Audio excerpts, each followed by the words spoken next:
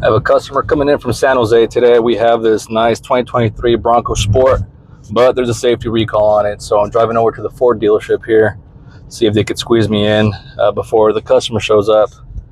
Luckily, it's just like a 12-volt battery recall. Hopefully they could just clear and we're good to go.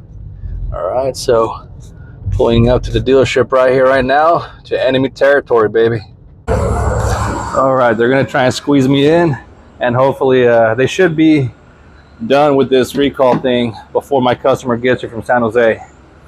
Need to grab my jumper box here. And so they're hooking it up here at Tracy Ford, you know, even though I'm on the other side. Just got a phone call from the Ford dealership. That Bronco Sport is ready. So I guess I had a safety recall on the battery. Swapped out the battery. It's good. We're good to go. And the customer's getting a brand new battery with this. So I'm going to walk my 250-pound chewed bubblegum looking body out there and pick this baby up. All right, Bronco's ready, good to go. Brand new battery on this thing. I thought that was one of my vehicles. You know, looking to see if our sales guys are just parked out here, not selling. It's a little 2025 Nissan case. I'm like, what the heck? Who is that? All right, going back to the dealership. Little expedition, 2 miles down the road, baby. And it looks like we're ahead of schedule. So I have this appointment coming in from San Jose later today. I have this Jeep Wrangler guy coming to finally sign paperwork.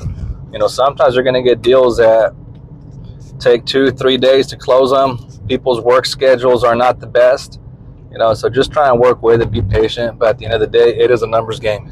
You just get your face in front of as many people as you can. Keep that pipeline flowing, and you'll be good in this industry. Even in hard times. People say it's hard times right now. You know, I don't know. We're not feeling it here. As tiny of a town as Tracy, California. Look it up. You know, we're still, I think we're pushing more metal than most dealerships around the area here.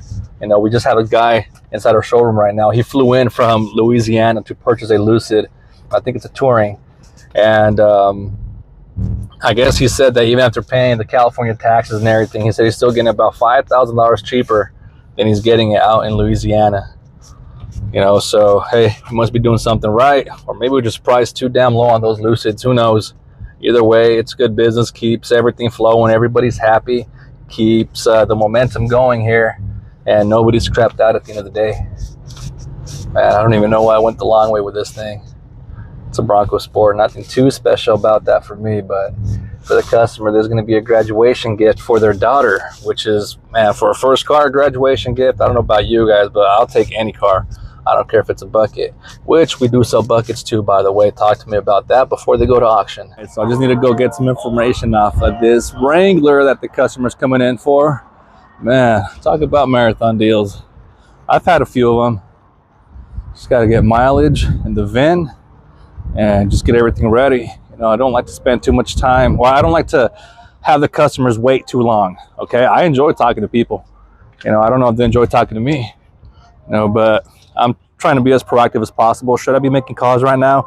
Yes, but it's kind of like that balance. You kind of have to juggle. Okay, what's more important, business at hand or the business that's coming? They're both important. In my case, I like to give A+ service, so I want to make it as fast as possible, as smooth as possible for the customer. That way they're in and out and they're driving home in their brand new vehicle. All right, so just gonna get the mileage on this Bronco customer. I already got an ETA for them. They're coming. I'm possibly gonna have 2 customers at the same time, so I'm gonna juggle back and forth, or maybe just have somebody help me out and split one of the deals. I don't know. All right, so I'm currently fighting that dilemma in my head right now. So yeah, let me go ahead and grab this. Side note, I was going through one of my comments on a reel that I had posted. I forgot which one it was. No, it wasn't a reel. It was the last video I uploaded with the BMW with the lady X6, traded it for a Nissan Murano. And some guy is like, man, I thought it was George's video. I thought this was George, you know, I saw a bald head and a beard. Then I heard the voice. I was like, what the hell? I'm like, dude, I'm freaking Timu George, man. Freaking, instead of saying or asking, does it have cats? I'll be like, hey, does it have dogs? All right, great value version, whatever you want to call me. All right, George is the man, though. Freaking a lot of inspiration right there. Guy's a G. I can't compete with him. Plus, he's got the looks, not me, man. And my Jeep Wrangler guys, they're about to go into finance right now. And I have a message from my Ford Bronco customer. They said they might not be able to make it tonight. There's an accident on the highway. And I said, hey, I'll stay here as late as I can for you guys. You know, it happens sometimes. I left at almost 11 o'clock last night. Crickets, crickets, crickets. I was like, man, I did all this work, you know, for nothing. And it does happen in this industry sometimes, where you jump through hoops trying to help customers as much as you can remotely, you know, trying to move mountains for them. And sometimes it is an industry where your hard work, you know, you don't get to experience the fruits of your labor. You know, luckily, she said, will you really wait for me? I'm like, yeah, I'll stay here as long as I have to. Boss is okay with it. We're all okay with it. We're going to get another deal out today. So they're on their way, and they're going to get here about an hour after we close. So we saved it. I was saving this last piece of ammunition for later. I was going to be like, hey, I'll deliver the car to you if I have to. All right. So saved. Now we got the detailing team here putting in work. Man, these guys work hard. Look how nice that Jeep turned out. We'll have to pull it up so the customer could see it. They're going to fall in love with it all over again. And they look at me with my little gimbal here walking, and they go, he's going, he's going. Of course, baby. All right, man. They did a really good job with this Jeep. I'm not going to lie. Walking around, looking at it, shining, it's glistening. Man, I think they should fire a regular detailer. Oops. Still getting used to this joystick here. Look at that, man. They did a solid job on this thing. Inside and out. They had these little HVLP spray guns too that normally you would use for like auto paint and whatnot to spray the tires shine. They got into the little nooks and crannies down there. All those little plastic fender liners. Man, these guys really did go all out. Not bad for a company that you contract. Third-party company did our detailing on this one. Not bad. My San Jose customer is gonna be here in about 45 minutes or so. It's almost an hour after we close, which is good for me because I don't have to share or split this deal. Man, the sun is bright. It's California sun, baby. That's what it's about. You know, but I have another customer that wants to get pictures and videos of this X6. And that team that just detailed that Jeep over there, they detailed this X6. So I'm about to take some pictures of it, a nice video, while it's still fresh because I don't think it's gonna get cleaner than this. You guys, man, if you guys out there looking for an X6, I'm gonna give you a quick walk around on this one so you can see what we have. And hey, man, make the trip out here, take it home with you. All right. Like I said, these detailers did a pretty badass job on this little car right here. Only imperfection, all right? All transparency right there. So somebody hit it with a door or something. And it's got a little bit of curb rash on the wheels. You can see in the upper right there. This wheel right here, let's see. I don't see any curb rash on it. Man, the grill is clean.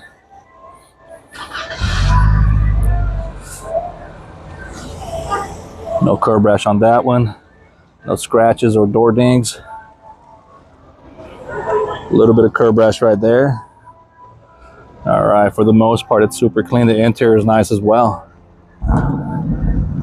Look at that, they just fired up that 392 up there, Wrangler.